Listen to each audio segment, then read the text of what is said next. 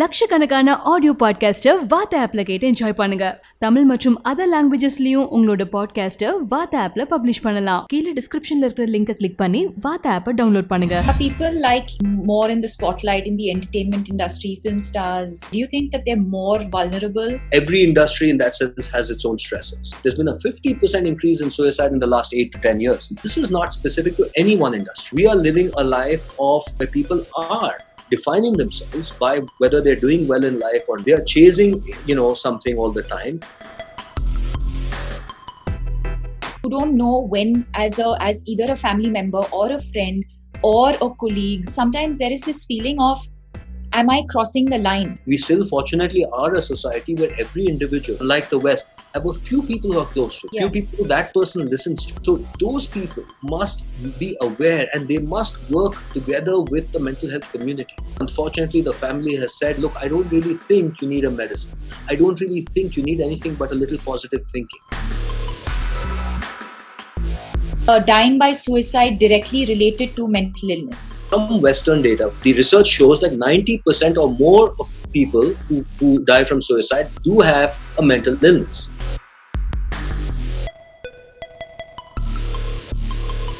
I want to start by understanding what is suicide and why do people do what they do? Sure. Deepika, firstly, I'm glad we are having this conversation because, as you said, we tend to not talk about suicide or speak about it in hushed tones. There's a lot of stigma and even fear about discussing this topic. And yet we know that this is probably the largest public health crisis we are facing. Maybe the world is facing. Certainly India is facing that. And the statistics tell us, that this tragedy happens close to 1,000 times a day in our country. When someone who's prominent dies from suicide, there's obviously an outpouring of confusion and grief, and everyone asks this question. But I just want to remind ourselves that everyone is a hero to their family and to people who love them, and that we are losing 800 to 1,000 people every day, and many of them between the ages of 15 to 25. We know from data that worldwide, in the age group 15 to 24, suicide is the leading cause of death. And in India, for the ages 15 to 39, suicide is the leading cause of death. Which means suicide is taking away our youngest people, which is, of course, a tragedy on so many levels, a loss of their life, trauma to the family, and a loss of economic manpower and for our country and our society. And yet, as you said, we are here in a strange situation where despite the fact that it's so common, we seem not to understand enough about it. And, any psychiatrist, any mental health professional who's been watching the recent dialogue online, on social media or on TV, the coverage of suicide, knows that obviously there's still a lot of misconceptions. Now, when someone dies from suicide, meaning they take their own life, people ask why. And in this particular in this recent case, people asking why this person seemed to have everything. Why did they die from suicide? And the implication of that question is that there must be some life event that understandably led to a situation where this person felt that life was not worth living. But that's a very simplistic kind of perspective of suicide. And firstly, I want to remind people that think of suicide as the final fatal outcome of an illness. And asking why did this person die from suicide is like asking why did this person die from a heart attack? What led to the heart attack? Of course, the analogy is not exact since the brain and the heart are different organs. But it's similar in that, let's say somebody goes out for a run. And during the course of their run, they happen to have a heart attack and they die. To ask the question why, we're not going to blame immediately saying that the run caused it or that exercise caused it. We will understand that the heart attack was a result of multiple factors that had probably been operating long before this event.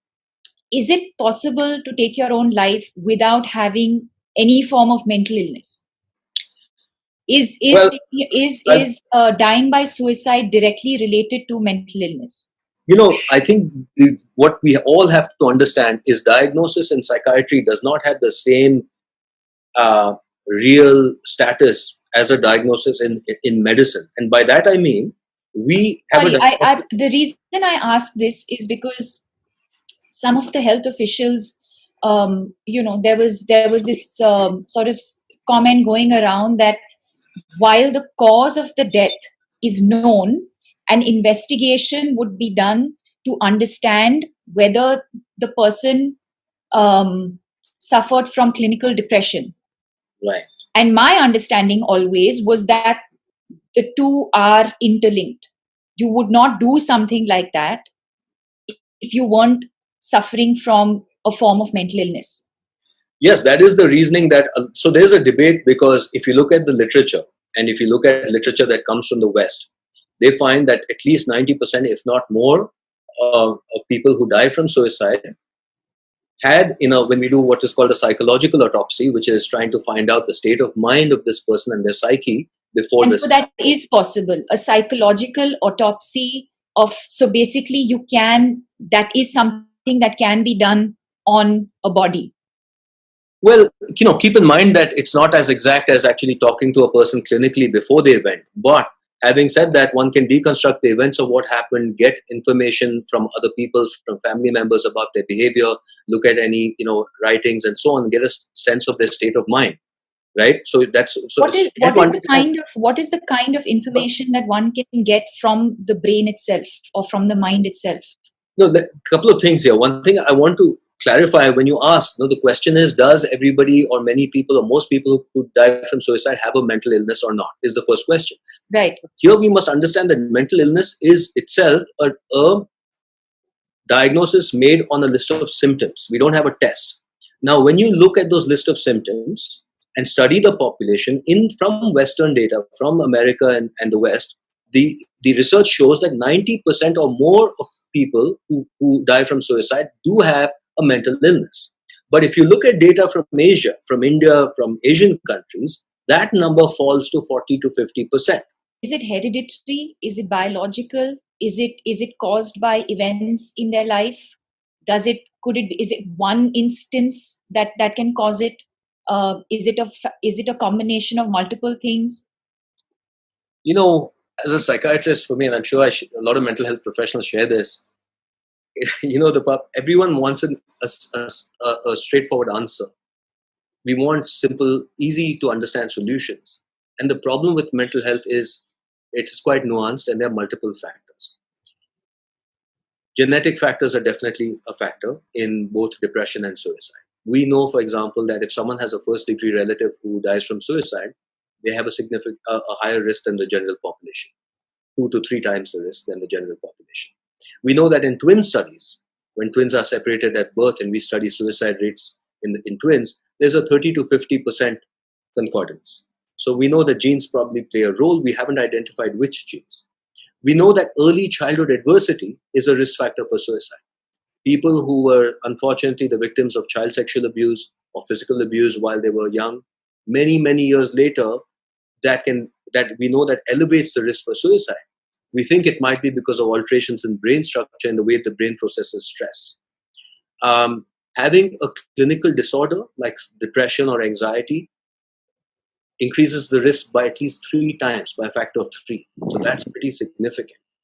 And then there are personality traits like impulsivity I was talking about, frustration tolerance, that increases risk.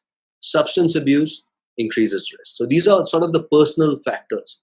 In addition, this then can create a situation. Now it depends on your sensitivity to what is happening in the world and the degree of stress that one is facing. And so you could that's the environment. That's the environment. But again, the environment is a dynamic process between the person and the environment. For example, one person may be exquisitely sensitive to rejection and criticism because of their nature, because of stuff that has happened, or because of clinical illness. We're not, all of that can do that. If a person is exquisitely sensitive, they can go into a room and somebody can not look at them or not shake their hand or not smile at them. And that on that particular day, when they're already vulnerable, can hit them so hard that they say, I want to die. They might even pen a note saying, I decided to die today because my friends didn't say hi. Now, in a culture like ours, unfortunately, that leads to a witch hunt, where we start saying, listen, you died, you caused the death because you didn't say hi to this guy. Now, unfortunately, the casual cruelty of life is there for everybody. There is, this happens. It's not that everyone is pleasant to us all the time.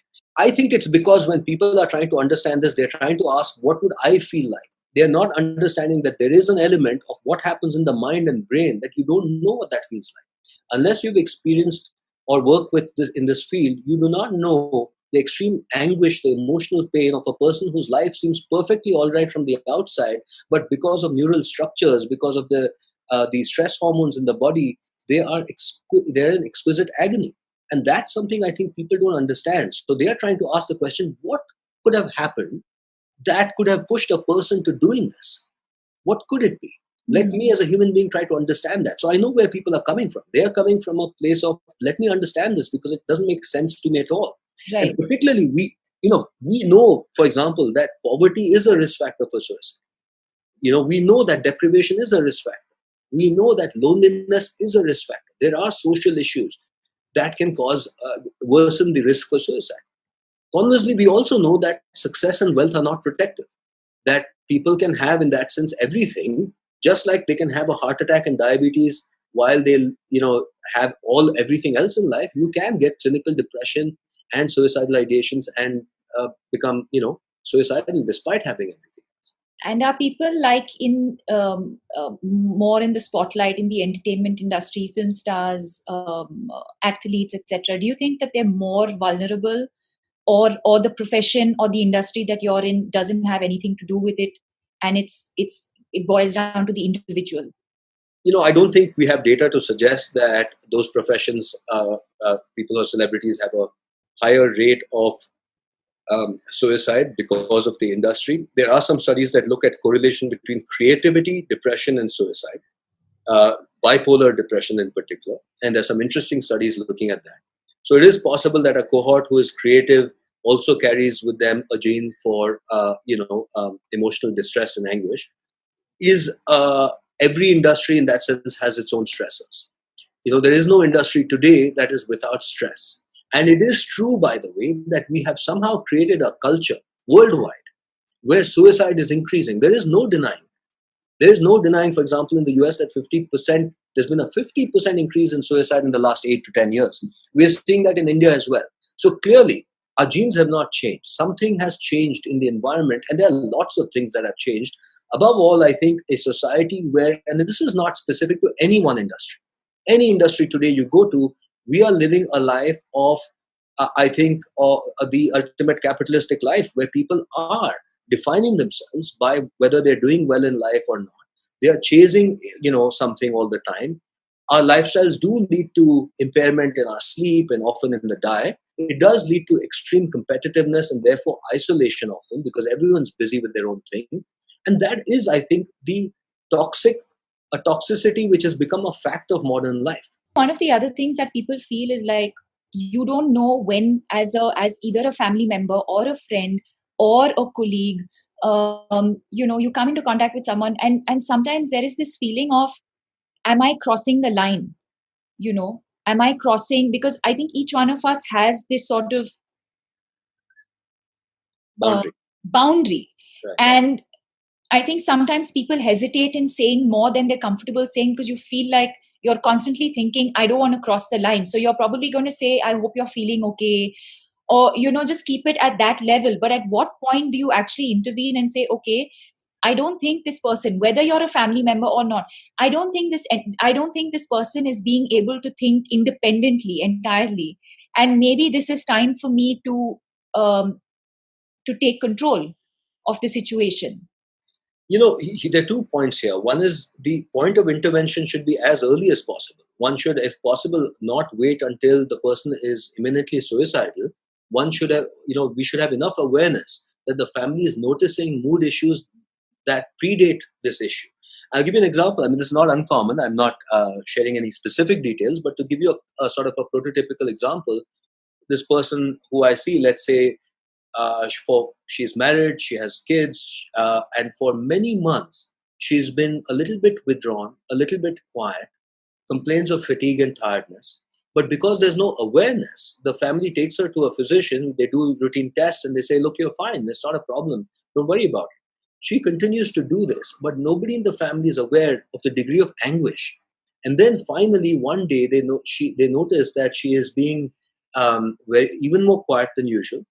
she's saying she has said goodbye to a few people, and she's starting to give away some things. And at that point, fortunately, the family decides to take her to a psychiatrist.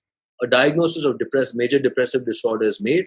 The person is treated with both medicines and psychotherapy. A few weeks later, they're feeling significantly better. And that is a typical example of a case where suicide has been averted through awareness. Right. So that's the first thing. We want to spread enough awareness that, if there's emotional anguish, and I always say this, look, by diagnostic criteria, we are saying if someone is low and sad and withdrawn or not their usual self for most of the day, for at least 2 weeks, that's the threshold. But people go months and years, and that has to change. So that's the first thing. Second thing, at the acute time, the onus, you see, as someone who doesn't know the person well, it's difficult. Yes. It really becomes the responsibility of the family. And it is, I cannot emphasize enough, and I'm sure other panelists will also share this. Often what happens is you meet somebody socially, you know them, you Yes. meet them socially, but you don't know them well enough to say, look, I think you need help. Well, I'm going to ask you this question, right? What if you see someone who seems at risk for a heart attack? They have diabetes, they're eating sweets, they're smoking, they're overweight, they're not exercising, and when you meet them at a party or a social event, you can see that they're not unwell. Now, unfortunately, yes, that does happen. But you're right, because of, depending on our relationship, it may not be something that we can actually engage with. But what I would say is, firstly, we develop that sensitivity, at least for the people who are near and dear us. We still, fortunately, are a society where every individual, most people in our country still, unlike the West, have a few people who are close to them, few people who care for them, few people who that person listens to. So those people must be aware, and they must work together with the mental health community. Every psychiatrist I know has worked with patients who, unfortunately, the family has said, look, I don't really think you need a medicine. I don't really think you need anything but a little positive thinking. We don't want that anymore, because this is too difficult a problem anyway.